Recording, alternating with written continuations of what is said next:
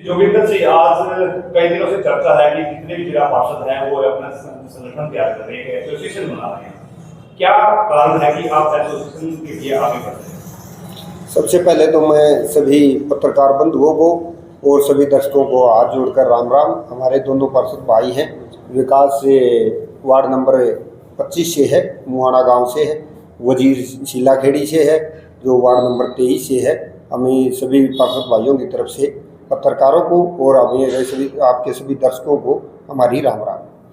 एक ऐसी चर्चा चल रही है कि जितने भी हरियाणा के जिला पार्षद चुन के आए हैं वो एक एसोसिएशन तैयार कर रहे हैं। क्या मोटिव है उस एसोसिएशन का?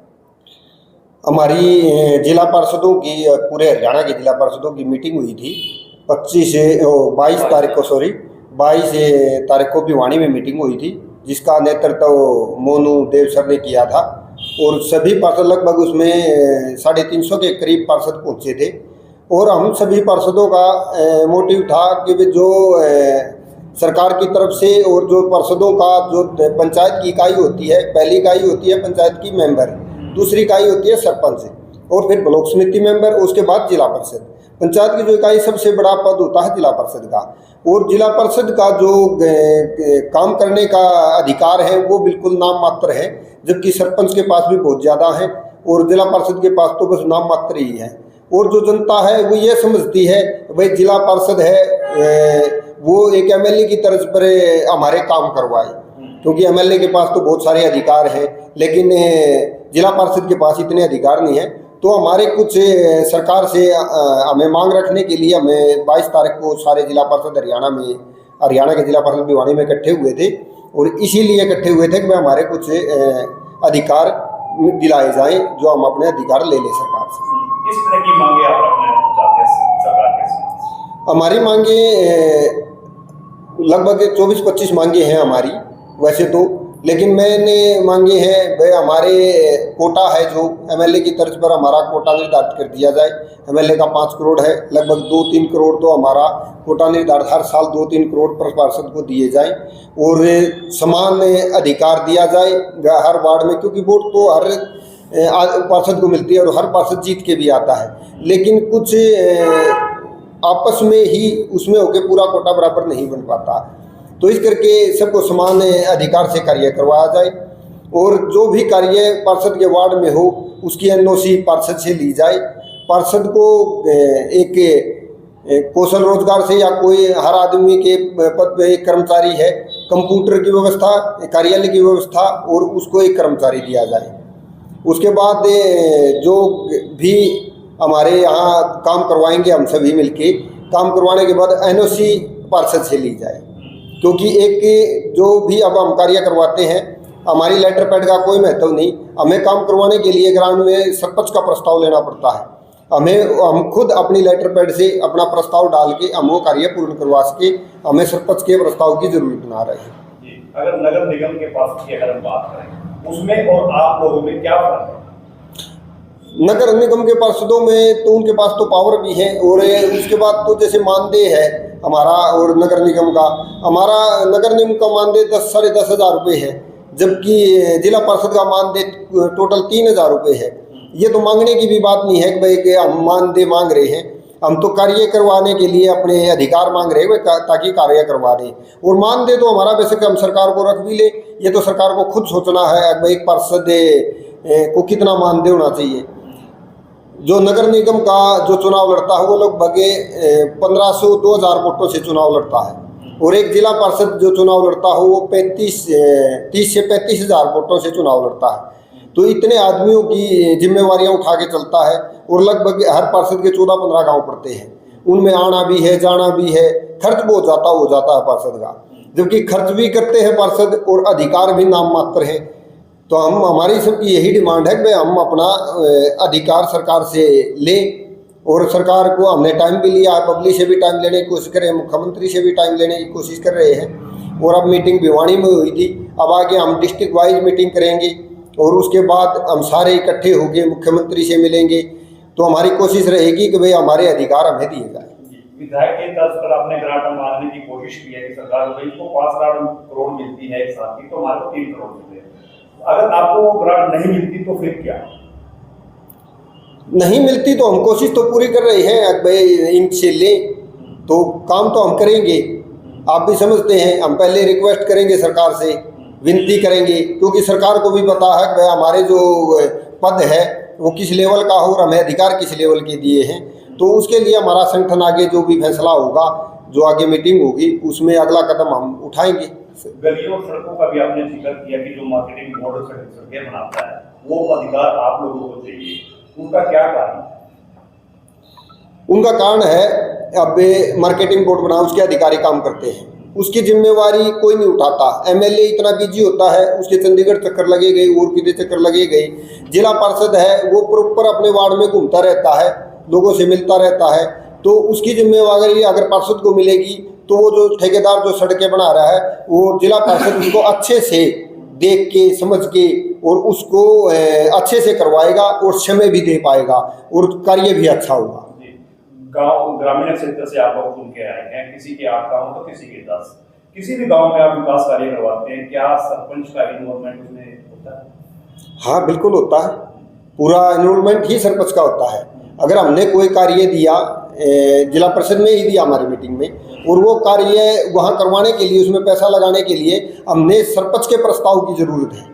अगर सरपंच प्रस्ताव नहीं देगा तो हम वो कार्य नहीं करवा सकते।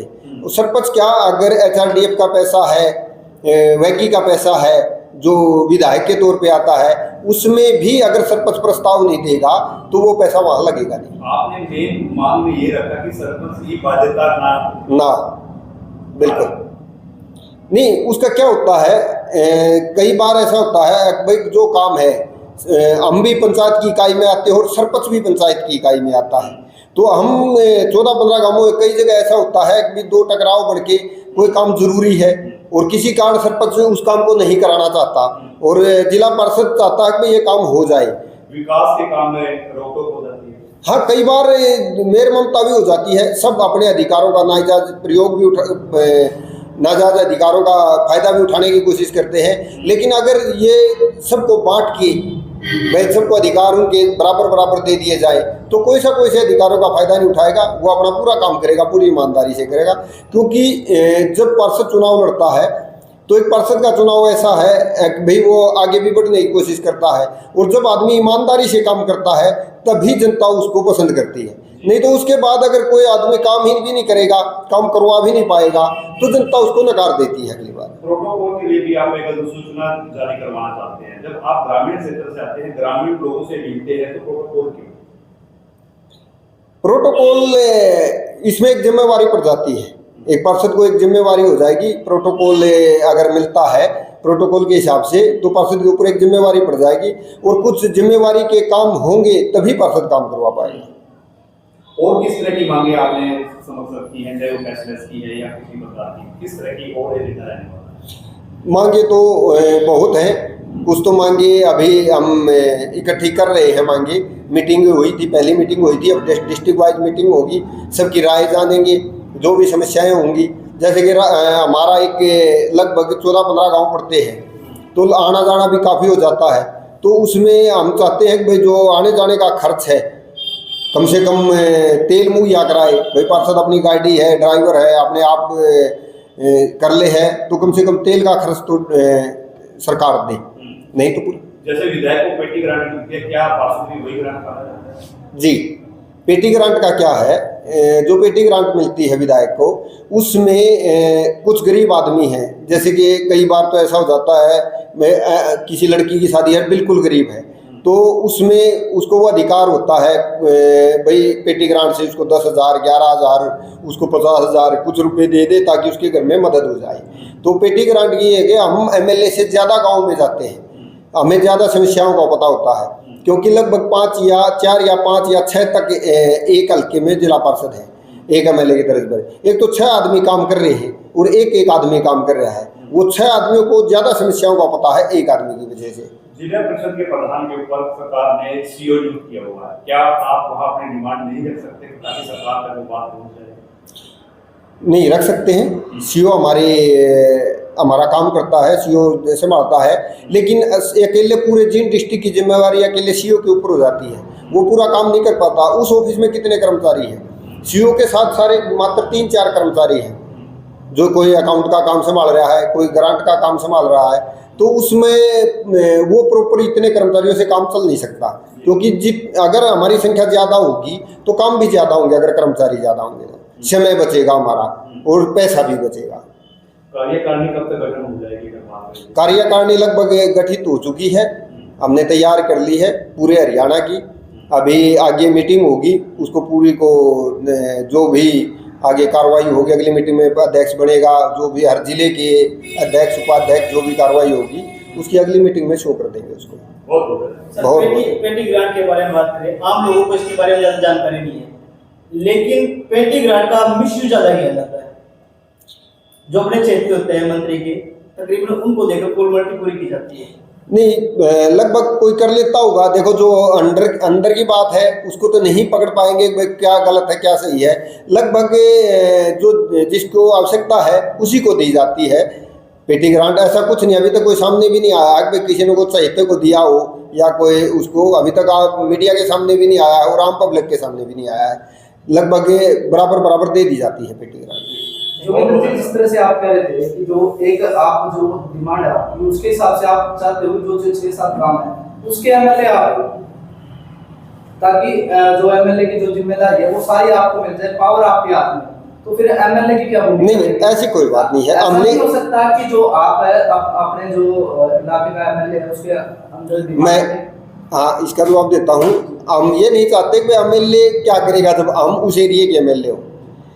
पूरा सिस्टम है, ऊपर से नीचे लोग, मुख्यमंत्री है, नीचे मुख्यमंत्री के नीचे कर्मचारी हैं, फिर एमएलए है, एमएलए के नीचे भी कर्मचारी है, नीचे वीडियो ब्लॉक भी है, डीसी ऑफिस भी है, बहुत सारे संख्या में ज़्यादा हैं जो काम कर रहे हैं। तो हम एमएलए है, हम पंचायत की इकाई है, वो विधानसभा की इकाई है, तो हम अपनी उसमें एमएलए के साथ जुड़ के एमएलए को सपोर्ट करेंगे ताकि वो भी आराम से काम कर पाए और निष्पक्ष काम कर पाए।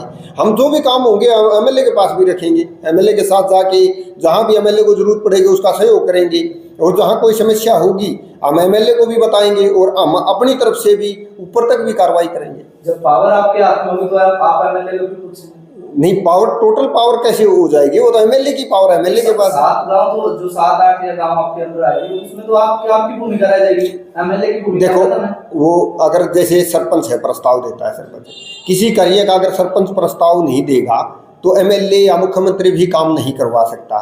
तो क्या कार्य नहीं होते हैं? प्रस्ताव तो दे ही देता है सरपंच, लिहाज से दे देता है, पंचायत तौर पे दे देता है, तो सरपंच दे देता है। तो वैसे ही जब हमको अधिकार मिल जाएंगे तो हम एमएलए के साथ मिल के काम करेंगे, न कि उसके कोई विरोध में काम करेंगे। आपको कोई डाउट है? जो सरकार कह रही है कि 0 टॉलरेंस की नीति पर काम कर रही है सरकार, क्या आपको एक एमएलए पे भरोसा नहीं है जो पूरे हल्के को संभाल के लेके जाएगा, जो उसके अंदर आते हैं जिला पार्षद 5 या 4 जैसे भी एमएलए, उनको साथ लेके नहीं चल सकते? एमएलए को पे भरोसा है, लेकिन अकेला एमएलए 1 लाख के लगभग 88,000 वोट हैं सुविधा हल्के में।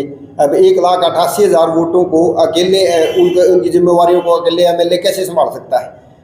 एक तो हम एमएलए के साथ जुड़ के चलें। सुविधा हल्के में जैसे 6 पार्षद हैं, एमएलए के साथ 6 पार्षद जुड़ के चलेंगे और तब कार्य पूरा अच्छे से होगा। यानी मेरे एजेंडा विकास का रहने वाला है। जी, बहुत बहुत धन्यवाद।